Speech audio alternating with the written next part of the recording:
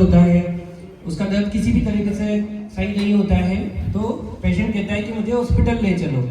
तो इस वजह से 95% हार्ट अटैक के पेशेंट बच जाते हैं। क्यों? क्योंकि पेशेंट कॉन्शियस होता है।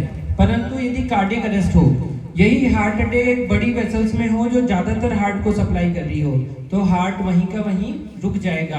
अब आप एक बार इधर देखेंगे कि जैसे इनका ये हार्ट है इस तरफ और ये रुक गया, तो इसका काम क्या है? मोटर की तरह पूरे शरीर में ब्लड को पंप कराना। अब ये यदि शरीर में ब्लड पंप नहीं कर रहा है, रुक गया है, तो क्या यहाँ से ब्रेन को जो सप्लाई जा रही है वो भी कट जाएगी। अगर ब्रेन को जाने वाली सप्लाई यदि कट जाएगी तो इनको चक्कर आने लगेंगे, ये भ्रम में पड़ जाएंगे और ये आपकी आंखों के सामने वहीं के वहीं गिर जाएंगे। इनको इतना कहने का भी टाइम नहीं मिलेगा कि मुझे कुछ हो रहा है, मुझे हॉस्पिटल ले चलो, कुछ नहीं। ये आपकी आंखों के सामने हो सकता है। 70% ऐसे इंसिडेंट्स हॉस्पिटल से बाहर होते हैं, चलती हुई ट्रेन में, बस में, खेल ग्राउंड में, स्टेज पर, कहीं भी ऐसे इंसिडेंट्स हो सकते हैं।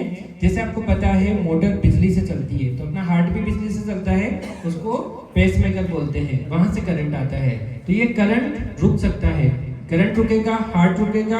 हार्ट रुका, यदि आपने 10 मिनट तक कुछ नहीं किया, हार्ट को ऐसे ही रुका हुआ छोड़ दिया, तो ब्रेन को सप्लाई नहीं जाएगी। जब ब्रेन को सप्लाई नहीं जाएगी तो हर मिनट 10% चांस कम होते जाएंगे बचने के।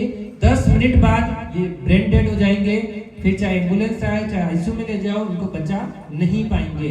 तो ऐसे इंसिडेंट्स जो घर से बाहर हो रहे हैं 70%, यदि ये सामने अचानक गिरे हैं तो आसपास जो भीड़ इकट्ठी हो रही है वो इनके साथ क्या करती है, शुरू के उन 10 मिनट्स में वो डिसाइड करेगा या बचेंगे या नहीं बचेंगे। अब आप सब लोग जो इनके पास में खड़े होते हैं, भीड़ इकट्ठी होती है, वो उस टाइम को कैसे यूटिलाइज करती है? वीडियो बनाने में, जूता सुंघाने में, या बेहोश पड़े व्यक्ति को पानी पिलाने में।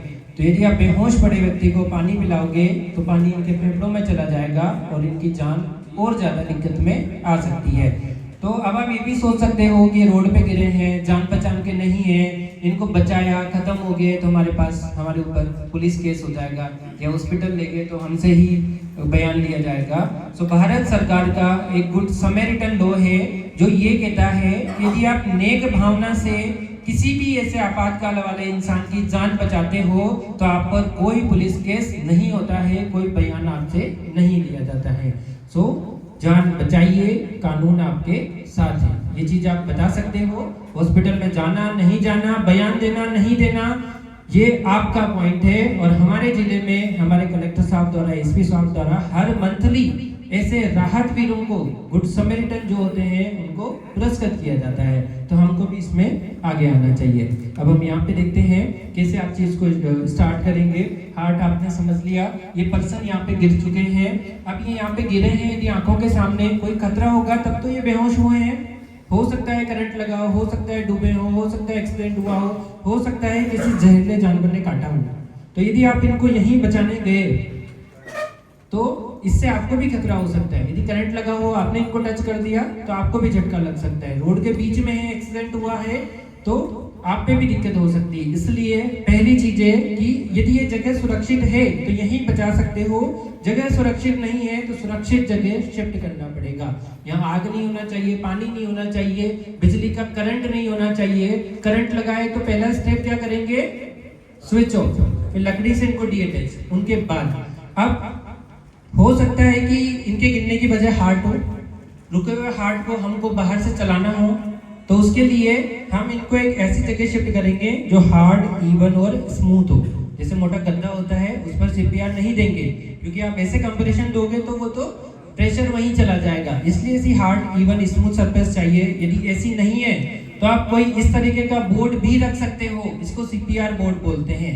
जो भी ऐसा तख्ता है, कुछ भी ऐसा पीठ के पीछे रख सकते हो। पेशेंट को ऐसे पीठ के बल आपको लिटाना है। इस तरीके से हमने लिटाया। तो पहली चीज क्या थी? सीन सेफ्टी, खुद की सुरक्षा, गिरा है उसकी सुरक्षा और आसपास की जगह की सुरक्षा इंपॉर्टेंट है।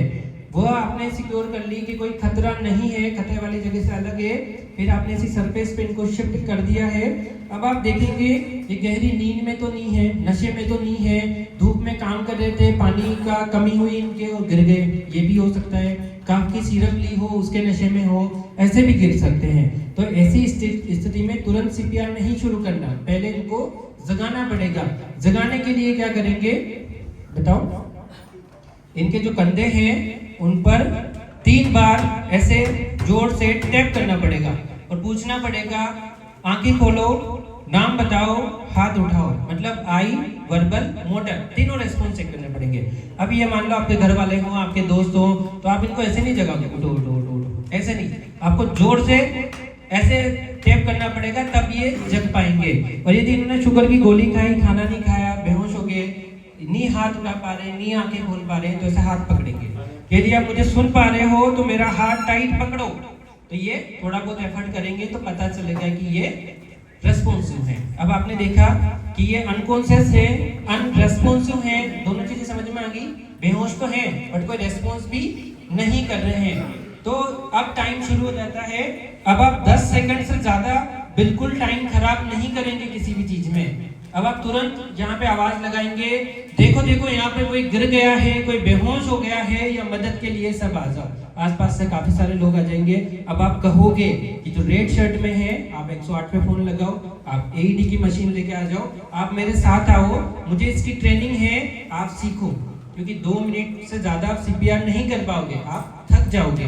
तो जो आसपास की ऑडियंस है उनको कहोगे कि मैं ये क्या कर रहा हूँ, वो आप यहाँ आके सीखो।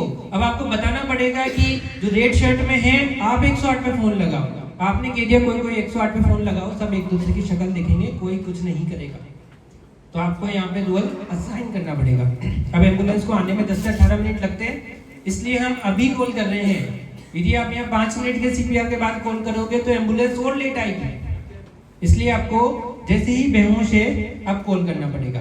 कॉल कर दिया आपने, अकेले हैं तो क्या करेंगे, फोन में कॉल लगा के स्पीकर पर रख देंगे। ये नहीं कि जब तक फोन उठाए तब तक, अभी बताया ना 10 सेकंड से ज्यादा पेशेंट को नहीं छोड़ना है। अब यहाँ पे देखेंगे कहीं इनके बेहोश होने की वजह इनका हार्ट तो नहीं है। अब आपको पता है यहाँ से हार्ट ब्रेन में ब्लड पहुंचा रहा है, तो यहाँ पर एक पल्स आती है, कैरोटिड पल्स। तो यहाँ पे जो सांस की नली है उसके साइड में राइट या लेफ्ट में आप ऐसे हाथ लगा के फील करेंगे कि कैरोटिड पल्स आ रही नहीं आ रही है। मेरा आपसे आग्रह है आप सभी यही फील करें, क्योंकि इस पैनिक कंडीशन में इतना टाइम नहीं होता है कि हम पहचान पाए। इधर भी आप हाथ लगा सकते हैं, अपनी ट्रेकिया के साइड में कैरोटिड आ रही है। हमारे बीच ऐसे स्टाफ भी हैं जो सर्जिकल आईसीयू में रहे हैं, जो इस आईसीयू में रहे हैं, जिनसे मैंने भी सीखा है, उनके लिए एक बार क्लैपिंग कर हो जाए। मेरी कहीं पे जेआर शिफ्ट चल रही थी, तो आप सबको एक दूसरे से भी सीखना चाहिए, है ना। तो आपने कैरोटिड देखना सीखा, सबको कैरोटिड पल्स आई, फील हुई या नहीं हुई? नहीं हुई तो मैं बता सकता हूँ, फील हुई है, ठीक है। सो अब ये कैरोटिड और सांस दोनों साथ में देखेंगे और 10 सेकंड में ही देखेंगे। यदि आपको पता नहीं चल रहा है ना तो पास वाले से नहीं पूछेंगे कि आप देखो, तुरंत से सीपीआर स्टार्ट करेंगे। कैसे देखेंगे, एक बार इधर आ जाओ।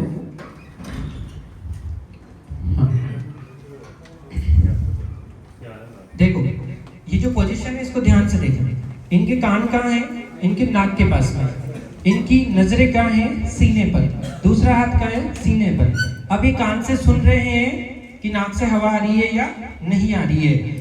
ये सीने पर देख रहे हैं सीना ऊपर नीचे हो रहा है या नहीं हो रहा है। जो दूसरा हाथ है वो फील हो रहा है कि ये ऊपर नीचे हो रहा है या नहीं हो रहा है। तो ये लुक है, ये लिसन है, ये फील है। यदि तीनों चीजें नहीं है तो सांस नहीं है। अब आप कह सकते हो गर्मी में मोटा कोट पहन रखा है तो आप इधर से सुन सकते हो। यदि गर्मी में पंखा चल रहा है, नाक से हवा का नहीं पता चले तो आप ऐसे देख सकते हो, ठीक है। ये क्या देखिए हमने? सांस। इसी के साथ दूसरा हाथ कहाँ था? गर्दन पे। तो साथ के साथ हमने सेम टाइम पे पल्स भी देख ली और ब्रीदिंग भी देख ली। अच्छा गलत पोजीशन करके बताओ, ये सही है क्या? उधर क्या देख रहे हैं? सीना इधर है, ठीक है, ये तो ये सही है, ठीक है। तो यदि आपको यहाँ पे न कैरोटिड पल्स मिले और ना सांस मिले तो सांसें थम चुकी है, धड़कनें रुक चुकी है, ये केस कार्डियक अरेस्ट का है। अब आपको बिल्कुल भी टाइम खराब नहीं करना है। यहाँ पर आपको चेस्ट कंप्रेशन शुरू करने हैं, क्योंकि आपको पता है आपका हृदय 1 मिनट में कितनी बार पंप करता है? 72 बार, 60 से 100 बार। तो कम से कम आपको बाहर से 100 से 120 बार इसको पंप कराना पड़ेगा, तब जाके इनका सर्कुलेशन ब्रेन तक मेंटेन रहेगा। रहेगा। वो किस तरीके से करेंगे, हाथों की पोजीशन एक बार इस तरीके से, और आप सभी से आग्रह है आप जहां बैठे हैं वहीं इस तरीके से पोजीशन बनाइए। इस तरीके से हाथ आगे करेंगे, दूसरा हाथ इंटरलॉक रहेगा, कोहनी मुड़ेगी नहीं। ये वाला जो पार्ट है यहाँ से कंप्रेशन दिया जाएगा। आपकी कोहनी मुड़ रही है, हाथ सीधे करने की जरूरत है। बहुत बढ़िया, एकदम आगे, हाथ ऊपर होना चाहिए, दिखना चाहिए कि आपके हाथ किसी रुके हुए हार्ट को चलाने के लिए आगे बढ़ रहे हैं। बहुत बढ़िया। यहाँ पे तो हमने ये देखी पोजीशन, इसके बाद देखेंगे प्लेस कहाँ पे रखा जाएगा आपका हाथ। यहाँ पे एक बार इसको उठा लीजिए डमी को। यहाँ पर एक बोन होती है, सेंट्रल बोन स्टर्नम, सबको पता है, फील करो सभी, कड़क कड़क। इसके सबसे नीचे पार्ट, यहाँ पर 3 अंगुलियां रखो, इस जगह पे कंप्रेशन करेंगे, दोनों निप्पल लाइन के बीच में, स्टर्नम के निचले पार्ट पर, सीने के बीचों बीच। अब आप कहोगे हार्ट तो लेफ्ट साइड होता है, हम इधर क्यों दबा रहे हैं, तो अपना हार्ट जो होता है वो ओब्लिक होता है, ऐसा ओब्लिक होता है, इसका जो आगे वाला हिस्सा है वो यहाँ पर पड़ता है, इसलिए हम यहाँ पर कंप्रेस करेंगे। पोजीशन पता चली, प्लेस पता चला, अब बारी है पुश की। किस तरीके से यहाँ पर हम चेस्ट कंप्रेशन देंगे, आगे आ जाइए। ये पोजीशन होगी, ये प्लेस हो गया, ये एंगल 90 डिग्री पे होना चाहिए, ठीक है। अब हम 5 से 6 सेंटीमीटर दबाएंगे, फिर वापस रिकॉइल होने देंगे, हाथ नहीं हटाना, हाथ यहीं रहेगा। ये जो हार्ट है दबेगा, खून निकलेगा, फिर खून भरेगा, फिर खून निकलेगा। इस तरीके से 1 सेकंड में 2 कंप्रेशन, 1 मिनट में 100 से 120 बार कंप्रेशन। और यदि आप ट्रेंड है, आपके पास सीपीआर मास्क है, तो आप उसको ब्रीदिंग भी दे सकते हैं। 30 कंप्रेशन के बाद 2 ब्रीदिंग, बट ब्रीदिंग देना जरूरी नहीं है क्योंकि अभी अभी गिरा है। मेन प्रॉब्लम हार्ट नहीं चल रहा है, ये है। ऑक्सीजन तो थोड़ी बहुत तो है अभी, तो यदि आप नहीं भी दे रहे हो ना सांस, तो काम चल जाएगा, बट जस्ट कंप्रेशन देने से पीछे नहीं हटना है। कैसे कंप्रेशन देंगे, यहाँ पर हम काउंटिंग करेंगे, क्यों, क्योंकि 30 होते हैं, यहाँ वाले को क्या देनी है, ब्रीदिंग। तो कैसे काउंटिंग करेंगे, 1, आप सभी बोलेंगे साथ में, 1 2 3 4 5 6 7 8 9 10 11 12 13 14 15 16 17 18 19 20 21 22 23 24 25 26 27 28 29 30। जैसे ही 30 होते हैं, आप यहाँ पे एयरवे बनाएंगे। कैसे एयरवे बनाएंगे, एक बार टिकम जी इधर आइए। जैसे ऐसे खड़े हैं तो सांस कैसे जा रही है, यूं घूम के। यदि मैं इनका हेड ऐसा टिल्ट कर देता हूँ, ऊपर करो, ऊपर ऐसा टिल्ट कर देता हूँ, तो अब सांस कैसे जा रही है, सीधा। तो ये हमने क्या बनाया, एयरवे। तो यहाँ पे हमने हेड टिल्ट किया, यहाँ से चिन लिफ्ट करेंगे, जो थ्रस्ट करेंगे, और फिर इनको माउथ टू माउथ ब्रीदिंग देंगे। अब यदि आप हॉस्पिटल में हैं तो आप एम्बू बैग को काम में ले सकते हो, और यदि आप बाहर हैं, ऐसा आप अपने पास 100-150 रुपए का सीपीआर मास्क रख सकते हो। इसमें फिल्टर है, यदि पेशेंट के मुंह में ब्लड है, टीबी है, नहीं पता है, तो इससे भी आप ब्रीदिंग दे सकते हो। तो इस तरीके से एयरवे बनाएंगे। बट यदि कोई छत से गिरा हो तो उसमें आप ये वाला मैनूवर नहीं करेंगे, क्योंकि उसकी रीढ़ की हड्डी में चोट हो सकती है, सर्वाइकल स्पाइन को स्टेबलाइज करते हुए। तो किस तरीके से इसको अप्लाई करेंगे, नैरो पार्ट को नोज में, और इसको हम 2 बार 1001 1002 बोल के ब्रीथिंग देंगे। इसमें कोई बैटरी नहीं है, इसमें ये कोई करंट से नहीं चलता है, 600-700 रुपए की डिवाइस है, बट काफी ज्यादा यूजफुल हो सकती है, खासकर जो डूबने वाले पेशेंट है, ड्राउनिंग के जो पेशेंट है, उनमें ये काफी यूजफुल रहता है। तो यहाँ पे देखा, अब यहाँ पे देखेंगे गलत, इधर आइए, गलत तरीके से आपका पोजीशन बना। ये पोजीशन सही है क्या, नहीं है, इतना दबाव नहीं दे पाएंगे। अच्छा और बताओ, अच्छा यहाँ क्या होता है, ये लीवर होता है, किडनी होती है, अगर यहाँ रख दिया आपने, कंप्रेशन दिया, तो उनको डैमेज हो सकता है। और पोजीशन बनाओ, इधर रिब्स होती है, रिब्स को डैमेज कर सकते हो।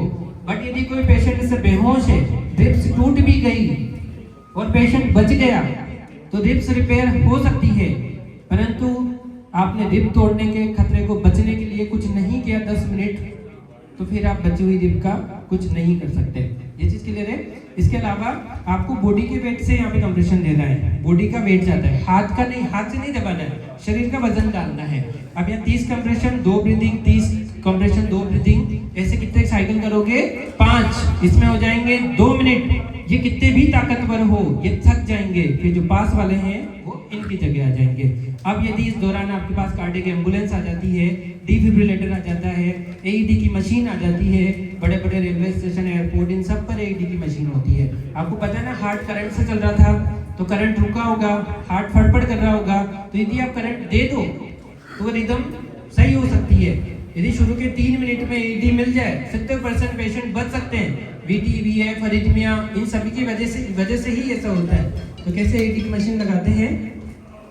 ये आपको चेस्ट पे लगानी है, शर्ट के ऊपर नहीं लगानी है, ठीक है। आप जो भी कपड़े उन्हें रिमूव करेंगे, इसके अंदर ट्रिमर होती है, आप हेयर हटाएंगे। चेस्ट गीला नहीं होना चाहिए, यदि चेस्ट गीला रहेगा तो करंट आ सकता है ना। और जब ये लगा रहे होंगे तब भी कंप्रेशन नहीं रुकेंगे। ऐसा नहीं कि एईडी लेने दूसरा जाएगा, यहाँ कंप्रेशन चालू रहेंगे। 10 सेकंड से ज्यादा आप गैप नहीं लोगे। तो इनको कहाँ कहाँ लगाएंगे? थोड़ा सा और नीचे लगा दो, यहाँ पे। बहुत बढ़िया, एक बार इसको दिखाओ। ये हमने राइट साइड जो क्लेविकल है उसके नीचे, और जहाँ हार्ट होता है इधर, दोनों तरफ लगा। यहाँ से करंट जो गोल गोल घूमेगी, बाईफेजिक ऐसे वेव बनेगी और हार्ट में शॉक जाएगा। तो जब ये लगा रहे हैं ना, तब भी कंप्रेशन चल रहा है। अब हम मशीन को ऑन करेंगे।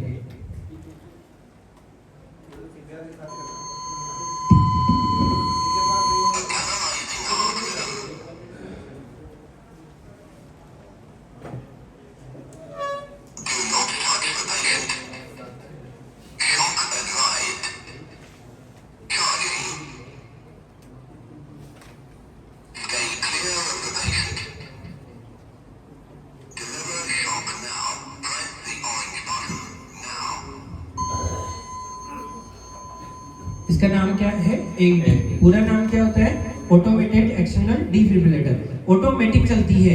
ये डॉक्टर्स के लिए, मेडिकल प्रोफेशनल के लिए नहीं है, ये आम पब्लिक के लिए है। जैसे आपने देखा, इसको ऑन किया तो इसने खुद ने बोला कि रिदम एनालाइज कर रही है, चार्ज हो रही है, कितना करंट देना है, ये खुद डिसाइड कर रही है। इसने खुद ने बोला कि बटन दबाओ, पेशेंट से दूर उठ जाओ, हट जाओ। तो जब ये बोले ना स्टे क्लियर टू पेशेंट, तो आप दूर हट जाओ। सब बोलोगे कि आई एम क्लियर, मतलब किसी ने टच नहीं कर रखा है। फिर आप शॉक का बटन दबाओगे, करंट डिलीवर होगा और तुरंत कंप्रेशन शुरू कर दोगे। ऐसा नहीं कि अभी शॉक दिया अभी पल्स चेक कर लेंगे, नहीं। एक पूरा साइकिल वापस से रिपीट होगा सीपीआर का, वापस से कंप्रेशन रिपीट होंगे, उसके बाद में आप पल्स एंड ब्रीथिंग चेक करेंगे। ऐसा एईडी के बाद में। और यदि एईडी नहीं है तो आप कंप्रेशन यहाँ पे चालू रखेंगे। तो इस तरीके से यहाँ पर यदि टाइमली एईडी मिलती है तो पेशेंट यहाँ पे सर्वाइव हो सकता है। अब मैं हमारे अरविंद सर से आग्रह करूंगा कि एक बार कंप्रेशन के माध्यम से प्रैक्टिस करके हम सबका उत्साहवर्धन करें। आप इधर आ जाओ। सर के लिए जोरदार तालियां।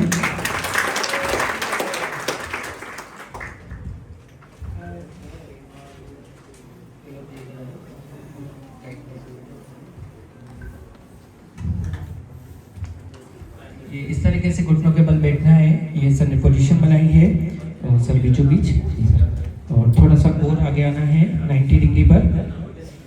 और अब कंप्रेशन शुरू करते हैं। 5 से 6 सेंटीमीटर तक डीप जाएगा। स्टार्ट करेंगे।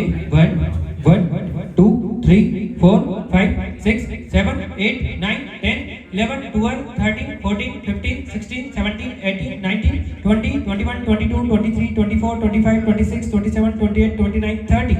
जैसे ही 30 होते हैं, यहाँ पे एयरवे बनाएंगे सर इस तरीके से। इनके हेड को ऐसा टिल्ट करेंगे पीछे की तरफ, और फिर सर ये एम्बू लगाएंगे इस तरीके से जी। और यहाँ पे हम कंप्रेशन डिलीवर करेंगे।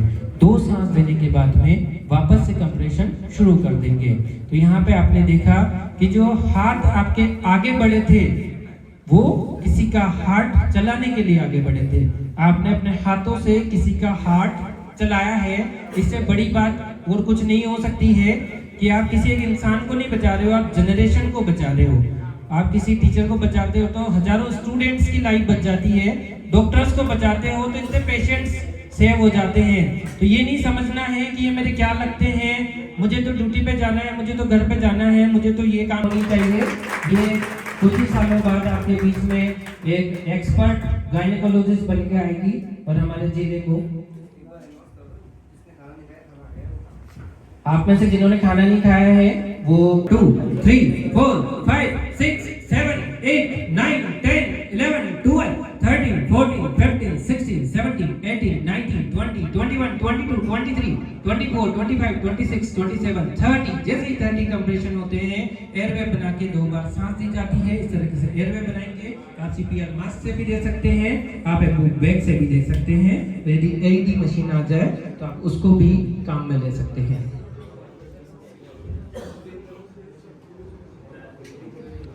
जितने भी सडन डेथ के केसेस होते हैं तो वो हार्ट अटैक हो, वो कुछ भी हो सकता है।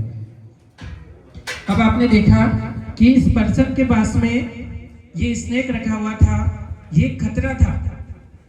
यदि ये ऐसे पेड़ पौधों के बीच गिरे थे और आप वहीं पे सीपीआर दे रहे हो, इनको इस जहरीले जानवर ने काटा हो तो आपको भी काट सकता है। तो इस कंडीशन में आपको या तो इनको सही जगह शिफ्ट करना है, तभी आपको यहाँ पे सीपीआर स्टार्ट करना है। तो हमारी ट्रेनिंग का जो दूसरा पार्ट है वो है स्नेक बाइट। आप में से जो भी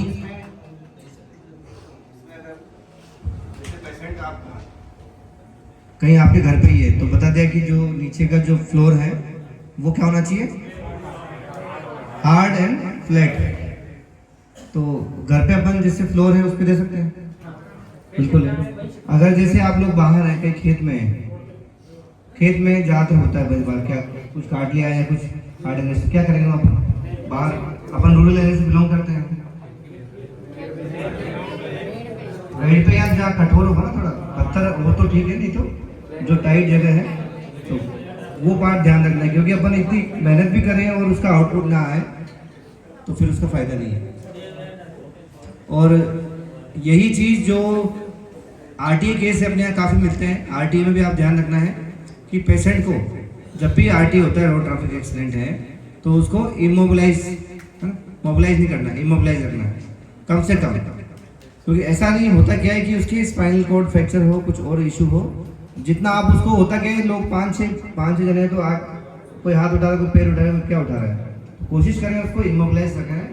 और उसका एबीसी है, एयरवे ब्रीथिंग सर्कुलेशन, इसको आप ये प्रायोरिटी वाइज ध्यान रखें। और एम्बुलेंस को जो बताया हर स्थिति में वही है, एक बार आपको पता लगता है तुरंत एम्बुलेंस को पहले फ़ोन करना है।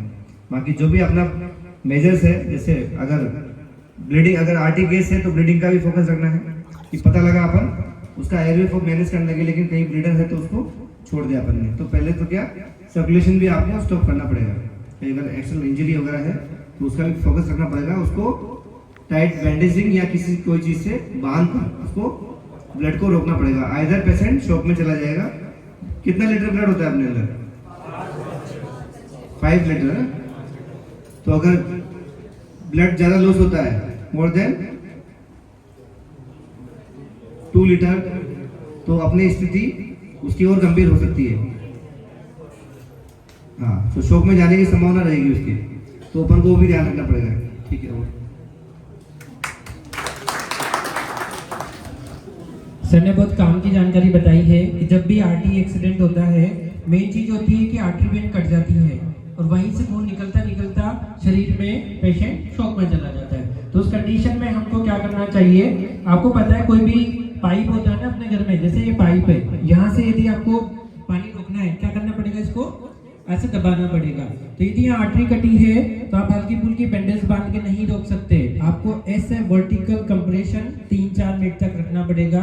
यदि आप ऐसे डायरेक्ट वर्टिकल प्रेशर देते हो, आप अओर्टा की ब्लीडिंग को भी रोक सकते हो। यदि आपने ब्लीडिंग रोक ली, वो शॉक में नहीं जाएगा, वो कॉन्शियस रहेगा, क्योंकि उसका हार्ट नहीं रुका है। ज्यादा खून बह जाएगा तो हार्ट क्या करेगा? तो ऐसे हमको सिचुएशन देख के काम करनी पड़ेगी। सो अब हम आगे देखते हैं स्नेक बाइट के केसेस में। हमारे पास टाइम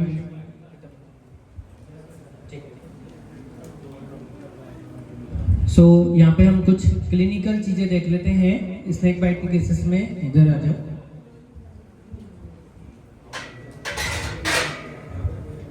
जैसे स्नेक बाइट करता है कहीं भी ऐसी जगह पे, तो ज्यादातर गांव में क्या प्रैक्टिस रहती है, वो उसमें कट लगाते हैं, उसको सक करते हैं, उसमें चूना लगाते हैं, है ना। इस तरीके की प्रैक्टिस की जाती है, कोई हर्बल केमिकल लगाया जाता है। तो ऐसी प्रैक्टिस नहीं करनी है, क्योंकि इस तरीके का एक स्नेक होता है जिसको वाइपर बोलते हैं, और ये स्नेक क्या करता है, हीमोटॉक्सिक होता है, ये खून को जमने नहीं देता है। तो हम इस केस में यहाँ से एक जो टेस्ट ट्यूब होती है ना ग्लास वाली, उसमें 2 ml ब्लड लेते हैं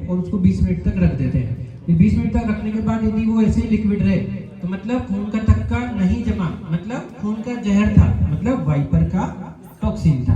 तो यदि आपने यह कट लगाया मान लो तो ये खून नहीं रुकेगा। और इस वाइपर वाले केस में आप चाहे यहाँ पे ड्रिप लगाओगे ना, ड्रिप में भी खून आने लग जाएगा, आंखों में हेमरेज हो जाएगा, नाक से खून आएगा, मुंह से खून आएगा, हर जगह से खून आएगा। मतलब कौन सा स्नेक ने काटा है? वाइपर ने काटा है। इसलिए हमको ऐसी प्रैक्टिस यहाँ पे नहीं करनी है। अब यहाँ पे क्या है कि मान लो वाइपर ने काटा है और आपने यहाँ पे कुछ भी बांध दिया, टोर्निकेट, रस्सी, ऐसा कुछ बांध दिया आपने, तो जो स्वेलिंग बढ़ेगी ना यहाँ पे, उसकी वजह से यहाँ की पल्स रुक सकती है।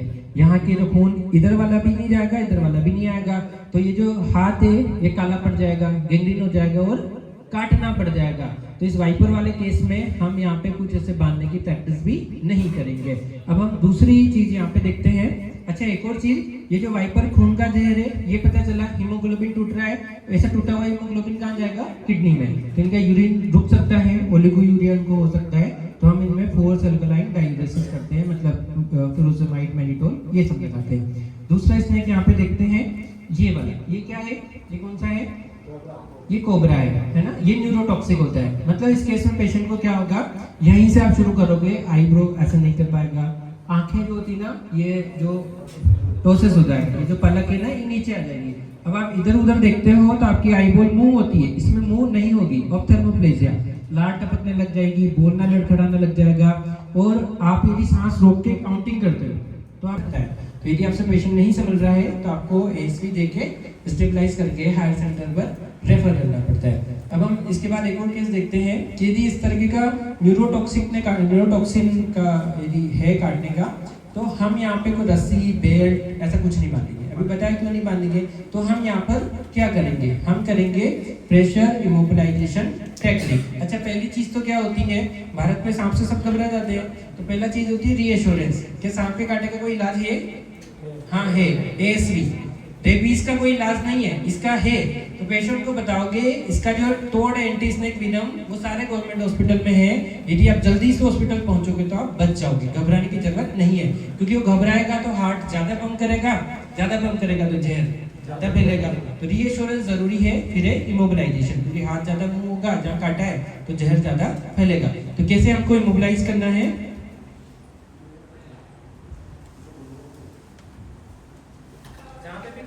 यहाँ पे काटा है तो हम क्या करेंगे, या एंटीसेप्टिक लगा सकते हो।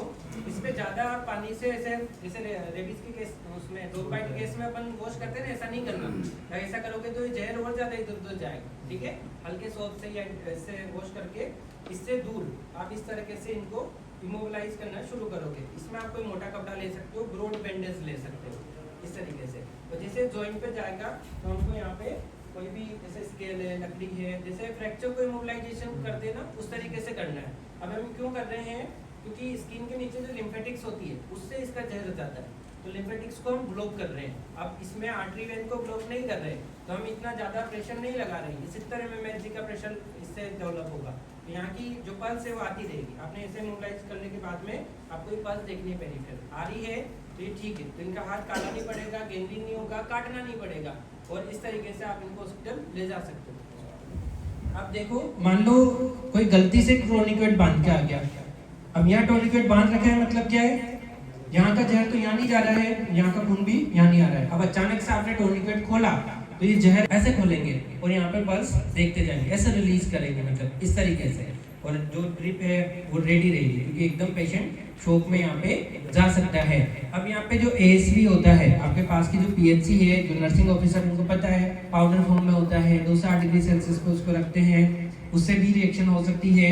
बट आपको उसका एएसवी टेस्ट करने में टाइम खराब नहीं करना है, आपको एड्रेनालिन रेडी रखना है। जैसे एफसीएन के इंजेक्शन में भी यही कह रहे हैं, क्योंकि होता क्या है, आपने सेंसिटिविटी टेस्टिंग किया और वो नेगेटिव आया, इस मरीज को कुछ नहीं हो गया, आप उधर बैठ के दूसरा काम करने लग गए और उसको वहाँ पे क्या होगी, एनाफाइलेक्टिक रिएक्शन।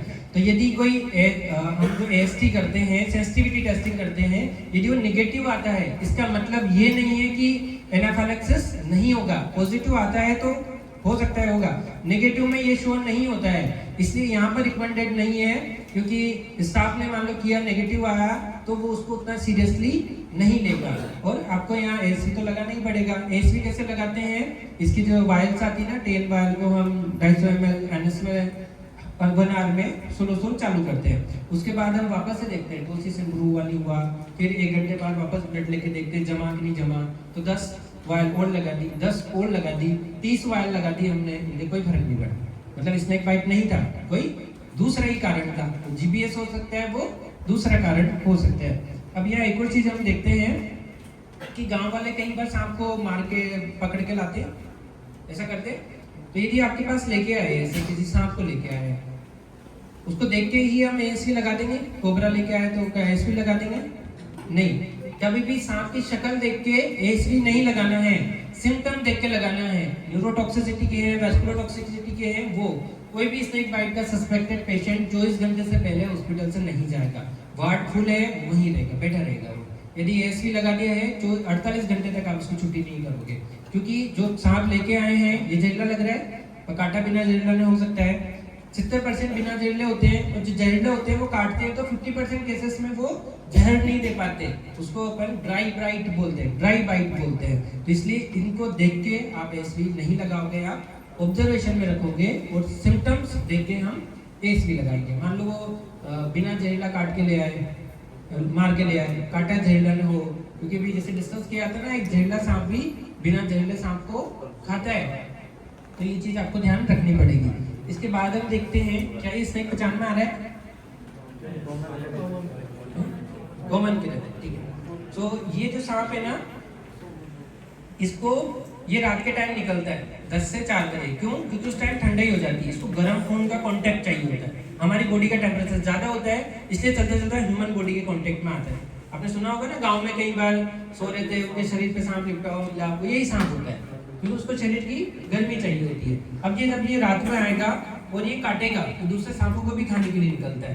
तो ये काटने पर क्या होता है, जहां पर भी काटता है केवल मच्छर के कांटे जैसा निशान बनेगा, दर्द नहीं होता है। और इसके कांटे के जो लक्षण अभी देखा ना, न्यूरोटॉक्सिसिटी, वो 24 से 48 घंटे बाद में आते हैं। या फिर इस तरह के लक्षण आते हैं, हाथ पैर कमजोर हो रहे हैं, उल्टी हो रही है, तो डॉक्टर को नहीं समझ आता है। और ये किनको ज्यादा काटता है, जो जमीन पे सोते हैं। इसलिए जो भी गांव में जिनके कोई ऐसे अनएक्सप्लेन डेथ हुई हो, जब जमीन पे सोते हो, ऐसा सांप घर के आसपास घूमता हुआ देखा हो, उस पेशेंट को आपको स्नेक बाइट क्वेरी करके, सस्पेक्टेड करके भेजना पड़ेगा, नहीं तो आपको पता नहीं चलेगा किस वजह से ये खत्म हो गया। कई बार अभी 2-3 दिन पहले एक न्यूज़ में देखा था कि एक पेशेंट को यूपी में ब्रेन डेड करके और घर भेज दिया था। रास्ते में क्या है, जैसे गाड़ी चलती है ना, जैसे गड्ढे वड्ढे में, तो उसकी वो वापस रिकवर हो गया। फिर उसको वापस हॉस्पिटल ले गए और वहाँ के डॉक्टर ने उसको स्नेक बाइट सस्पेक्ट करते हुए एएसवी लगाया, है ना, 20-30 एएसवी लगा दी, वो वापस जिंदा हो गया। मतलब तो वो क्या है, न्यूरोटॉक्सिसिटी में क्या होता है, सारी नर्व पैरालाइज। अब अपने को लगेगा ब्रेन डेड डिक्लेयर करने के लिए क्या करते हैं, ये देखते हैं, पीपल देखते हैं, डायलेटेड फिक्स, यही करते हैं। इसी दिन नहीं हो तो ऐसा करके भेज देंगे। ओल्ड एज की लेडी है, पता हो सकता है खत्म होने की एज में है, ऐसा हो गया, पीपल रिएक्ट नहीं कर रही है, कुछ रेस्पॉन्स नहीं कर रहे हैं, हो सकता है इसका न्यूरोटॉक्सिसिटी से वो जो सारी क्रेनियल नर्व है वो सब जाम हो गई हो। तो ऐसे केस में आपको ध्यान रखना पड़ेगा। तो हमने यहाँ पे स्नेक बाइट में प्रेशर इमोबिलाइजेशन टेक्निक सीखी, सारे स्नेक्स किस तरीके के देखे। तो पहला स्टेप क्या होगा, रीएश्योरेंस, दूसरा इमोबिलाइजेशन, तीसरा होगा गो टू हॉस्पिटल। और कहीं नहीं जाना है, आप देखते हो ना, वहाँ जाएंगे वो सांप का जहर उतार देंगे, ऐसा नहीं होता है। क्योंकि भी बताया, अगर जहरीले सांप ने भी काटा है ना, तो ड्राई बाइट भी दे सकता है और उनको क्रेडिट जा सकता है कि इन्होंने उस जहरीले सांप का जहर उतार दिया, जबकि ऐसा नहीं है। बिना एएसवी के स्नेक विनम का कोई तोड़ नहीं है। पॉलीविनम स्नेक विनम होता है चारों के लिए। किस जाम का जरूरत रहेगा, कौन से सांप के काटने से, सांप काटने के बाद कहाँ पर जाने से जरूरत रहेगा,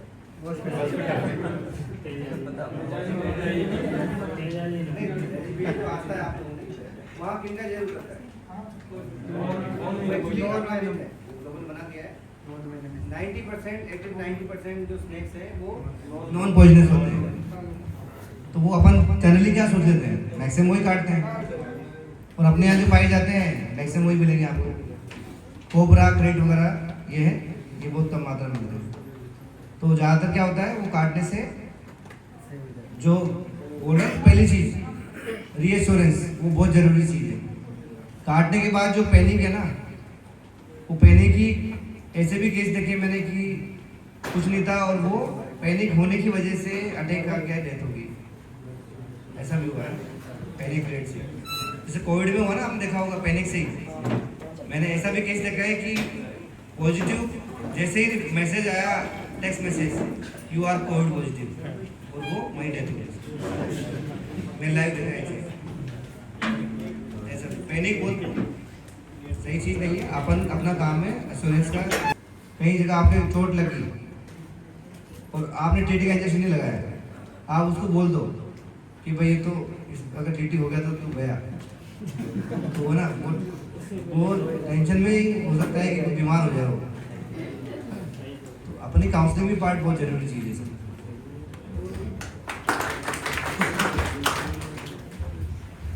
सर ने बहुत काम की जानकारी दी है। ऐसा ही एक ब्रोकन हार्ट सिंड्रोम होता है, वो सब आप इसके बाद में गूगल कीजिएगा। ब्रोकन हार्ट सिंड्रोम, जैसे जापान में एक बार भूकंप आया था, तो वहाँ की जो ओल्ड लेडी थी ना, वो भूकंप का इस डर से उनके हार्ट में एक तरीके का स्ट्रक्चर चेंज हो गया पूरा, और वो वहीं अरिथमिया से खत्म हो गई। तो ऐसी ही सिचुएशन आती है वेसोवेगल शॉक के साथ में, इसलिए रीएश्योरेंस काफ़ी ज़्यादा ज़रूरी है, ध्यान रखने की बात है किसी भी चीज़ में। अब हम यहाँ देखते हैं एक और चीज़,